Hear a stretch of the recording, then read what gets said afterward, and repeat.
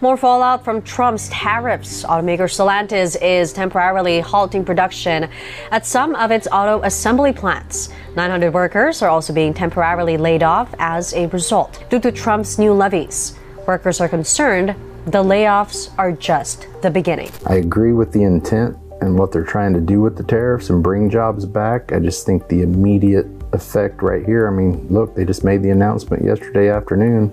Is when Trump made the announcement, and Stellantis didn't waste no time announcing 900 people are going to be affected. And I think that's just the tip of the iceberg. The iceberg Stellantis, the automotive titan behind legendary American brands like Jeep, Dodge, Ram, and Chrysler, finds itself at the epicenter of an economic storm unleashed by President Donald Trump's aggressive tariff policy. A punishing 25% tariff on imported cars and components has severely impacted the company's operations, revealing the fragility of its global supply chain and threatening the legacy of its iconic brands. With factories shuttered, workers laid off, and costs spiraling, Stellantis faces a defining moment. Can Jeep's rugged individualism, Dodge's muscular bravado, Ram's workhorse grit, and Chrysler's storied innovation sustain the company? Or is this merely the opening act of a broader crisis? The impact of the tariffs was immediate and severe. Stellantis was compelled to close two major factories, one in Windsor, Canada, and another in Toluca, Mexico, leaving nearly 7,000 workers unemployed. In Windsor, the hub of Chrysler's minivan production, 4,500 employees were dismissed, and their livelihoods linked to the Pacifica and Voyager were now cut off. In Toluca, where Jeep's Compass and Dodge's Journey are manufactured, 2,500 workers face the same outcome. Even in the U.S., 900 workers connected to these supply chains are now without jobs, and their plants are silenced as parts shortages hinder production. These aren't merely statistics. They represent families, communities, and futures disrupted overnight. Jeep, the emblem of adventure and freedom, is hit hardest with its Toluca-built Compass stalled as tariffs spike costs for imported engines and electronics. Even U.S.-made Wrangler and Grand Cherokee models falter as Canadian and Mexican supplier disruptions choke assembly lines, leaving dealerships with sparse stock and month-long wait lists, a cruel gridlock for a brand that promises open trails. A.J. King is talking to us just after hanging up with his aunt, an over 15-year veteran of Stellantis, letting him know she's one of hundreds of employees without a job for the time being. A.J. King, I just try to tell her, like, trying to keep her spirits up, to be truthful, like, dang, you feel me, like auntie, but at the same time, she got years in here too. So she shouldn't be one of the ones that got laid off. Dodge, America's muscle icon, stumbles as Brampton's Charger and Challenger production dwindles, hammered by pricier transmissions and steel. Meanwhile, Detroit's Durango grapples with parts shortages, sparking unrest among fans venting on forums about delays and price surges. Testing Defiant's now battered by the tariff wall, Ram, the Heartland's truck titan, sees its Sterling Heights-built Ram 1500 reliant on Mexican engines and Canadian electronics slashed by idled shifts. Heavy-duty models are scarce, shocking farmers and contractors with rising prices and eroding faith in a brand built on reliability. Chrysler, once the pinnacle of American luxury, teeters most precariously. Its Windsor-built Pacifica minivan halted by factory closures, leaving dealers empty and customers adrift.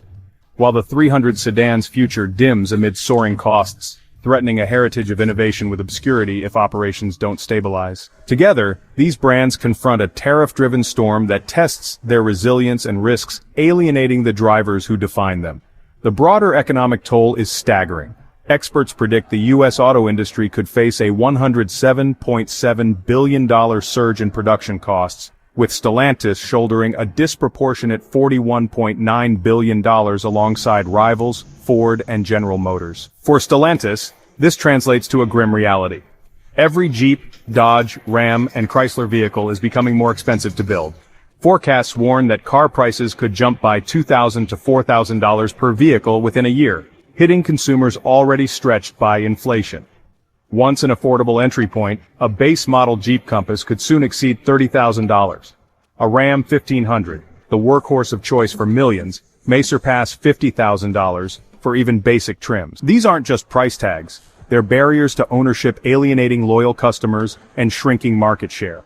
The tariffs reveal the fragile balance of Stellantis's global production model, Jeep's Toluca plant, Dodge's Brampton facility, Ram's Mexican engine suppliers, and Chrysler's Windsor hub were designed to optimize costs and efficiency. However, Trump's policies have turned this strength into a liability. punishing cross-border trade and forcing Stellantis to reconsider its footprint.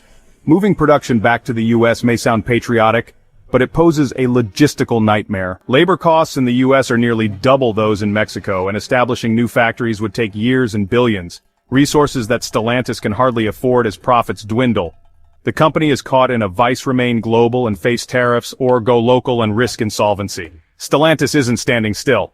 The company is exploring bold moves to survive. For Jeep, this means accelerating plans for electrified models such as the Wagoneer S, an all-electric SUV scheduled for 2025. Built in the US, it could sidestep some tariff challenges, but its high price tag, likely exceeding $70,000, limits its appeal. Dodge is doubling down on performance, teasing an electric charger to complement its gas-powered models, aiming to recapture excitement while managing cost pressures. Ram is investing in hybrid trucks, blending efficiency with power to attract buyers wary of rising fuel and vehicle costs. Chrysler, ever the underdog, is promoting a revival with concepts like an electric Pacifica, hoping to reclaim its place in American driveways. These bets are ambitious yet risky in a market that is increasingly cautious of premium price tags. The human cost of this crisis looms large. The 7,000 workers laid off in Canada, Mexico, and the US aren't just statistics. They're the backbone of Stellantis' brands. In Windsor, Chrysler's factory served as a community anchor, supporting schools, businesses, and aspirations. In Toluca, Jeep and Dodge workers took pride in crafting vehicles that embodied the American spirit. These closures ripple outward, devastating local economies and fueling resentment. In the US, the 900 idled workers face uncertainty, their skills tied to a supply chain now in disarray. Stellantis has pledged retraining and severance, but these are cold comforts when jobs disappear overnight. The tariffs also strain Stellantis' relationship with its customers. Jeep owners, attracted to the brand's rugged ethos, are frustrated by delays and price hikes. Dodge's diehards, who live for burnout clouds and dragstrip glory, see their passion taxed by rising costs. Ram's loyalists, farmers, and builders who depend on their trucks feel betrayed as availability diminishes. Chrysler's shrinking fan base, primarily minivan families, is left scrambling for alternatives. Social media is alive with complaints. From posts decrying tariff gouging to Reddit threads mourning the death of affordable American cars, Stellantis' brands, once symbols of aspiration, risk becoming luxuries out of reach. Can Stellantis ride out this storm? The company's history offers hope. Jeep survived World War II, evolving from a military workhorse to a civilian icon. Dodge weathered the muscle car wars, emerging with cult classics that still turn heads. Ram carved a niche in a truck market dominated by Ford and Chevy, proving resilience against giants. Chrysler, despite decades of ups and downs, reinvented the minivan and kept its flame alive. However, this crisis is different. It's not just about market trends or competition. It's about a policy earthquake reshaping the industry's foundations. Stellantis' path forward depends on agility. It must streamline supply chains, possibly by sourcing more parts domestically, even at a premium.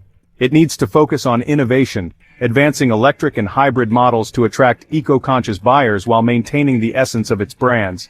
It must communicate transparently with customers, acknowledging the pressure from tariffs while offering value, such as financing deals or loyalty perks. Above all, it must protect its workforce by investing in upskilling to prepare for a future where robots and AI may dominate assembly lines. The tariffs serve as a wake-up call not only for Stellantis, but for the American auto industry as a whole. Jeep, Dodge, Ram, and Chrysler aren't merely brands.